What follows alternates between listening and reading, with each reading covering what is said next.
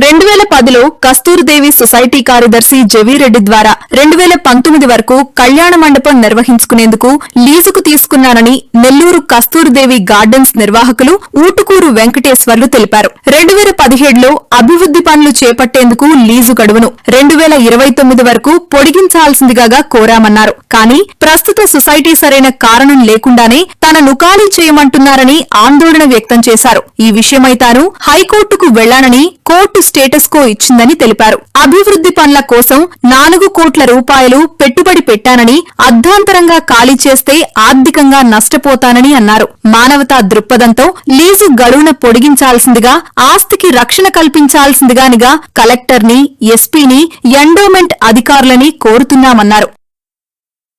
నా పేరు ఊటుకూరు వెంకటేశ్వరరావు.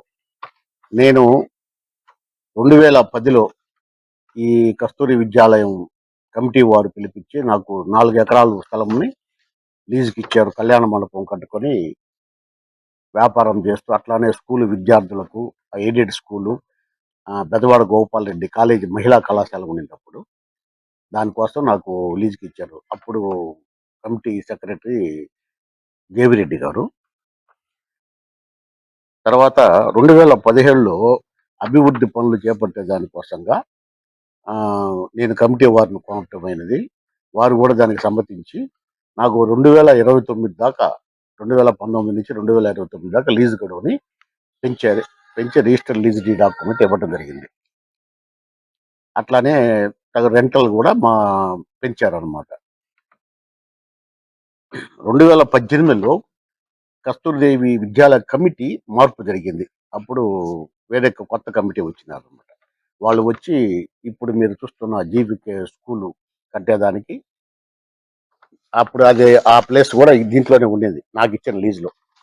సరే స్కూల్ మంచి కోసం అని చెప్పి నేను కూడా దాన్ని అంగీకరించి ఆ సైట్ వాళ్ళకి ఇచ్చి నేను పక్కన స్థలం తీసుకున్నాను. స్వచ్ఛందంగానే ఇచ్చాను. అప్పుడు వాళ్ళు నాకు 2029 దాకా నా లీజుని పొడిగిస్తాం, అట్లానే ఉంచుతామని చెప్పి ఫస్ట్ 2024 దాకా, తర్వాత 2026 దాకా ఇచ్చి ఇప్పుడు నన్ను ఖాళీ చేయమంటున్నారు. నేను 2017లో ఎప్పుడు అభివృద్ధి పనులు దీన్ని మాడిఫై చేయటం అప్పుడు నేను 4 కోట్ల రూపాయలు ఖర్చు పెట్టి దీన్ని ఏసీగా మొత్తం అందంగా తీర్చిదిద్దడం జరిగింది. సో నాకు నా మధ్యలో కరోనా కూడా 2 సంవత్సరాలు నాకు వెళ్ళింది. అని సదరు కమిటీని ఇప్పుడున్న కమిటీని అడిగాను నా లీజ్ టైం నాకు ఇవ్వమని. ఈ లోపల 59 పిల్ ఒకటి హైకోర్టులో దాఖలైంది. ఇది ఎండోమెంట్ వారి స్థలము. ఎండోమెంట్ శాఖ విచారించి చట్ట ప్రకారం తిరిగి చర్య తీసుకోవాలని ఒక పిల్లు వేశారు.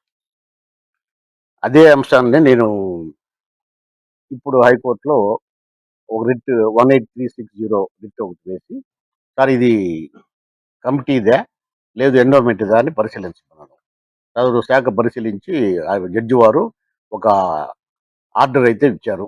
3 వారాల్లో ఈ శాఖకి, ఈ విద్యాలయం కమిటీకి ఒక ఎగ్జిక్యూటివ్ ఆఫీసర్ని నియమించమని అప్పుడు దాకా స్టేటస్ కో అంటే ఈ ఉన్న కళ్యాణ మండపం స్థితిని యథాస్థితిగా కొనసాగించమని కోర్టు ఆర్డరు ఇచ్చారు.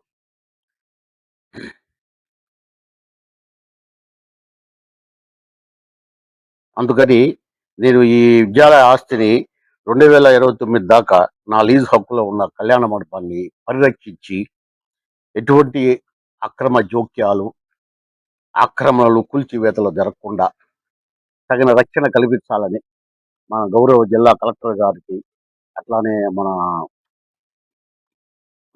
పోలీస్ సూపరింటెండెంట్ గారికి, ఎండోమెంట్ శాఖ వారికి, అట్లానే మన ఎండోమెంట్ మంత్రి గారికి అందరికీ హృదయపూర్వకంగా కోరుకుంటున్నాను.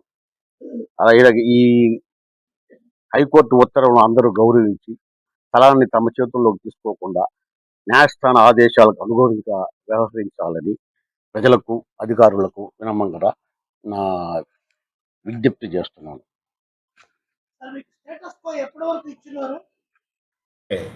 నా యొక్క పాత ఏదైతే లీజు 2029 దాకా ఉందో ఆ 29 దాకా నా లీజుని కంటిన్యూ చేయమని చెప్పి మెయిన్ విన్నపము. దాన్నే నేను కోర్టు వారిని కూడా కోరడమైనది. దాంతోపాటు నేను 2018లో 40 లక్షల రూపాయలు దీనికి సంబంధించి మున్సిపాలిటీ కూడా అన్ని ట్యాక్సులు అన్నీ కలిపి నేను డబ్బులు కూడా కట్టి ఉన్నాను.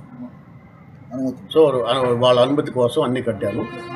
వాళ్ళు ఓకే అన్నారు.